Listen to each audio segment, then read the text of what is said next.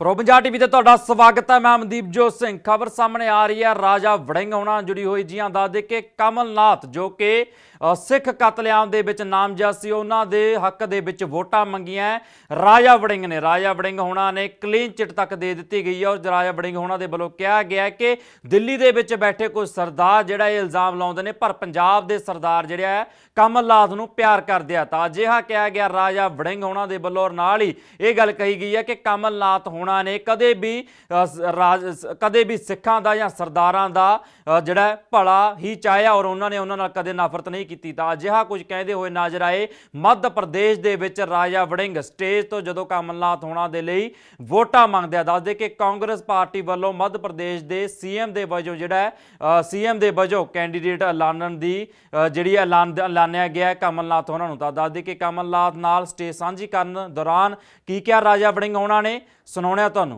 बोलना है। मैं एक बात सरदारों को कहना चाहता हूं, सुन लीजिए। मैं सरदार हूं और गुरु ग्रंथ साहब जी को मानता हूं। मैं गुरुद्वारे में जाता हूं। मैं और किसी चीज में विश्वास नहीं रखता। मैं मंदिर भी जाता हूं, मैं मस्जिद भी जाता हूं, मैं गिरजाघर भी जाता हूं, लेकिन मैं सरदार हूं और गुरु ग्रंथ साहब को अपना बाप समझता हूं।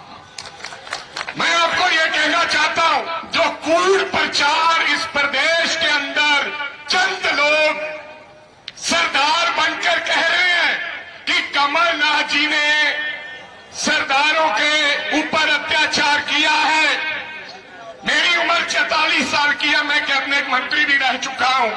मैंने आज तक नहीं सुना और मैंने आज तक नहीं देखा और मैंने आज तक किसी प्रकार कोई ऐसी अन्याय करते हुए कमलनाथ जी को सरदारों पर नहीं देखा। इस प्रकार का कूड़ प्रचार किसी सरदार के करना, मैं समझता हूं उसको हमारा भगवान भी माफ नहीं करेंगे, गुरु ग्रंथ साहब महाराज जी। आज तक कोई एफआईआर नहीं है। आज तक किसी व्यक्ति ने खड़े होकर नहीं कहा। हाँ, भाजपा के साथियों को अब कमलनाथ जी से डर लगने लगा है। फिर दिल्ली से सरदार भेजते हैं और फिर वो आके कहते हैं कि कमलनाथ जी ने अत्याचार किया है। हम पंजाब के रहने वाले सरदार, हमें तो नहीं पता चला कि कमलनाथ जी ने अत्याचार किया है। हम चुनाव भी वहां जीतते हैं, लड़ते हैं। तो एक ही कांग्रेस पार्टी है।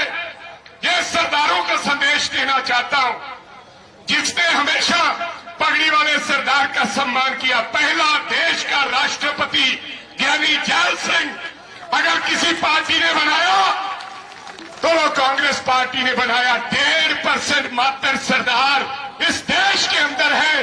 पहला देश का प्रधानमंत्री अगर किसी पार्टी ने बनाया तो डॉक्टर मनमोहन सिंह जी को बनाया। फौजों के जर्नल कुलदीप सिंह आलूवालिया।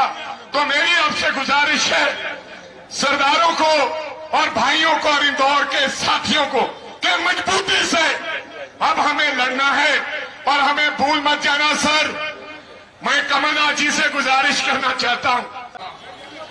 मैं गुरुद्वारे में जाता हूं। मैं और किसी चीज में विश्वास नहीं रखता। मैं मंदिर भी जाता हूं, मैं मस्जिद भी जाता हूं, मैं गिरजाघर भी जाता हूं, लेकिन मैं सरदार हूं और गुरु ग्रंथ साहब को अपना बाप समझता हूं। मैं आपको यह कहना चाहता हूं, जो कूड़ प्रचार इस प्रदेश के अंदर चंद लोग सरदार बनकर कह रहे हैं कि कमलनाथ जी ने सरदारों के ऊपर अत्याचार किया है। मेरी उम्र 44 साल की है, मैं कैबिनेट मंत्री भी रह चुका हूं।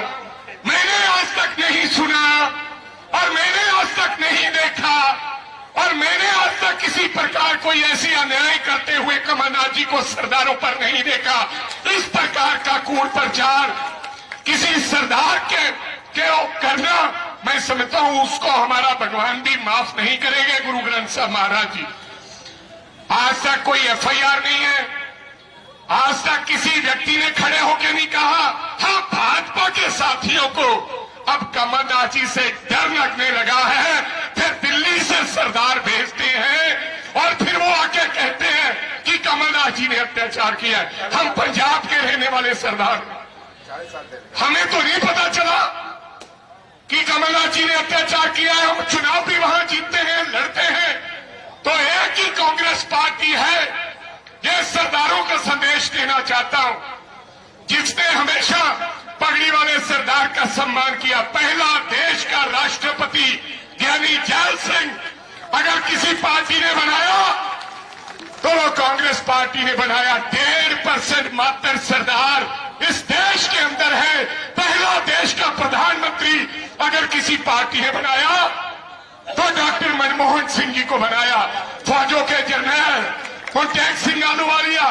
तो मेरी आपसे गुजारिश है सरदारों को और भाइयों को और इंदौर के साथियों को कि मजबूती से अब हमें लड़ना है और हमें भूल मत जाना। सर, मैं कमलनाथ जी से गुजारिश करना चाहता हूं, मैं गुरुद्वारे में जाता हूं, मैं और किसी चीज में विश्वास नहीं रखता। मैं मंदिर भी जाता हूं, मैं मस्जिद भी जाता हूं, मैं गिरजाघर भी जाता हूं, लेकिन मैं सरदार हूं और गुरु ग्रंथ साहब को अपना बाप समझता हूं।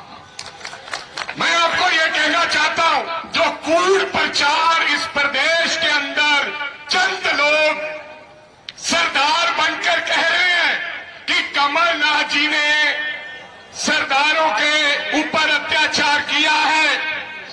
मेरी उम्र 44 साल की है, मैं कैबिनेट मंत्री भी रह चुका हूं।